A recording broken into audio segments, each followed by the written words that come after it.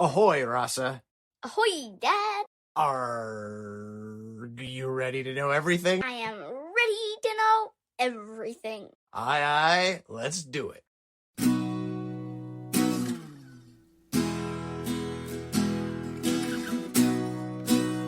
Today, I want to talk to you about a method to get way better at solving any math or other numbers problem without knowing or learning anything more than you already do.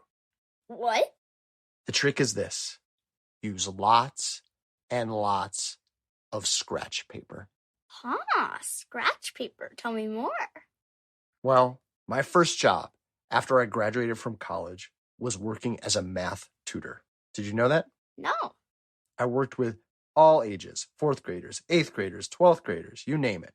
Some were struggling in math, getting bad grades, falling behind, and they wanted to make sure they didn't fail the class. Some were math geniuses, looking to get even further ahead. And most were in the middle. What they all had in common was that they didn't use enough scratch paper. And when they did, because I made them over and over, they all got so much better without actually having to learn or be taught anything new. What? Here's why. Our brains can only hold one or two things in them at a time. Scratch paper lets us get the numbers we're using out of our heads and onto a page. Then our brains are free and clear again to think. Every thought we have about how to solve the problem, we can write down on the scratch paper. Then we're free and clear again to think about the next step. But most students don't believe that. Because they get a single sheet of paper with like 20 math problems on it, they think that they have to solve everything in that teeny space for an answer and maybe a line or two to show your work before it. So they write in little letters and numbers. They get trapped in a corner, skip steps, or try to hold the numbers in their head, and they almost always get the wrong answer. Oh. So don't be fooled by the one piece of paper in front of you. Stretch out. Give the house of your brain extra rooms for free just by using scratch paper. I recommend using at least half a piece of paper for any problem you're trying to solve. Oh, that's a lot of paper. Yes, but paper is very inexpensive and easily recycled. And in life, getting math or numbers wrong is very expensive and very wasteful. Think of a single time a rocket has blown up because the scientists and engineers making it didn't use enough scratch paper and got the numbers wrong. That's billions of dollars, more than everyone in the whole world has ever spent on scratch paper, wasted on a single mistake. Crashing because they didn't use enough scratch paper? Maybe I'm simplifying the story to make my point, but imagine trying to sleep in a shoebox. Could you? No. Or make dinner inside a closet. Could you do that? No. It just wouldn't fit. It's not your fault. It's just not possible. Number crunching is the same way. If you want to make everything faster, easier, and more accurate, give yourself room to stretch out. Well, I'm in school and they're giving me math homework, and I promise that for every page with all of those problems crammed into it, I'll bring lots of scratch paper to keep my rocket ships high in the sky.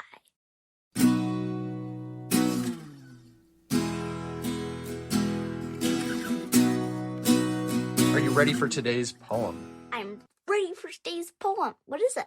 Well, appropriately enough, it's called Today by Frank O'Hara. And it's got lots of ordinary objects and items in it, and a couple words I want to explain. It says beachheads at one point. That means a launching point for a military invasion, the head of a beach when an army lands. And another point it says beers, but this isn't the kind of beer that people drink. It's not alcohol. It's B-I-E-R-S, and it kind of means a coffin for a funeral. But all the other items are much more fun. Are you ready for it? Yeah. Today by Frank O'Hara. Oh, kangaroos sequins, chocolate sodas. You really are beautiful. Pearls, harmonicas, jujubes, aspirins, all the stuff they've always talked about still makes a poem a surprise. These things are with us every day, even on beachheads and beers. They do have meaning. They're strong as rocks. Wow, that's such an interesting poem. Can I read it? Please. Today by Frank O'Hara. Oh, kangaroos, sequins, chocolate sodas, you really are beautiful. Pearls, harmonicas, jujubes, aspirins, all the things they've always talked about still make a poem a surprise. These things are with us every day, even on beachheads and beers. They do have meaning. They're strong as rocks. There are so many fun things in this poem. What are the fun things he lists? There are sequins, chocolate sodas, kangaroos and harmonicas, and jujubes, and so many other things. Yes. And then there's somewhat serious things. Pearls, which can be expensive. Aspirins, which can help us when we have headaches. And then there's really serious things. The beachheads to launch a war. The BIERS beers for a funeral. What do you think he means when he says, these things are with us every day? I guess they are. You might have a chocolate soda, you might see someone wearing pearls, you might read a book about a kangaroo. Yeah. To me, it's like he's saying the headache medicine, the kangaroos, the sodas, the pearls, they're all part of our world. They all have meaning. And then he talks about the poem itself. He says all the stuff they've always talked about still makes a poem a surprise. Why do you think he does that?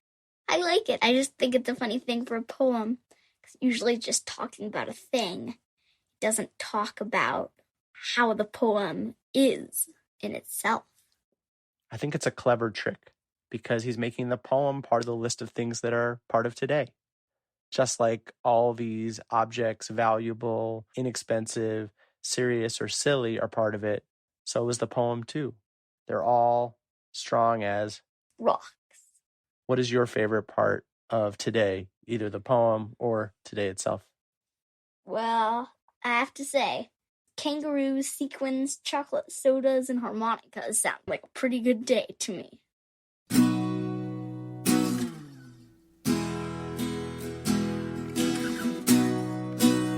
Last segment of the show, do you have a vexing question for me? Yes, I do. My vexing question is, how do light bulbs work? They literally give light to everyone. But what's inside them? What makes those things light up and light up the room too? Light bulbs are even the icon for having an idea. So let's go back in time, figure out the idea for the light bulb itself, and share more. Yes. Light the way.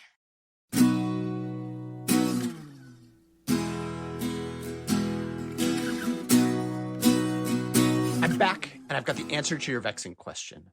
The first electric light bulbs were invented about 140 years ago. They worked by heating a narrow thread of wire called a filament until it glowed. The bulb around it was like a little bubble, protecting it from oxygen in the air that would make it go out.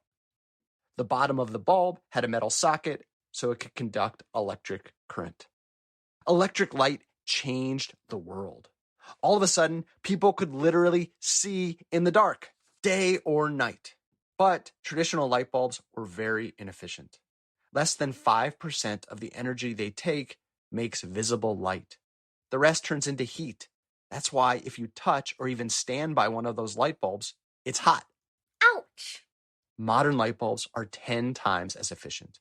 They last longer and produce the same amount of light while using much less energy. One example is LED light bulbs. They work by powering semiconductors, which then emit light with very little heat waste, even if they and the old light bulbs look almost exactly the same. There's a light bulb right above your head that happens to be an LED light bulb. It's slightly warm, but not that much. Be careful. I don't want everyone just touching every light bulb they find, because you never know if you're going to get an old-fashioned one. And in the meantime, take that challenge. See if you can think of an even more efficient light bulb that has almost no heat loss at all. Or one that's really fun. Rainbow light bulbs, sparkly light bulbs that could do the dishes. Imagine the possibilities. You Must Know Everything is produced by me, Jeremy Smith, and her, Rasa Smith, with awesome music by Furniture. Learn more and submit your own vexing questions at our website, youmustknoweverything.com. Subscribe via Apple Podcasts, Android, Spotify, or however you like to listen, and hear dozens of previous episodes for free. Please rate, review, and share the show with friends. And please join us next time for everything you need to know.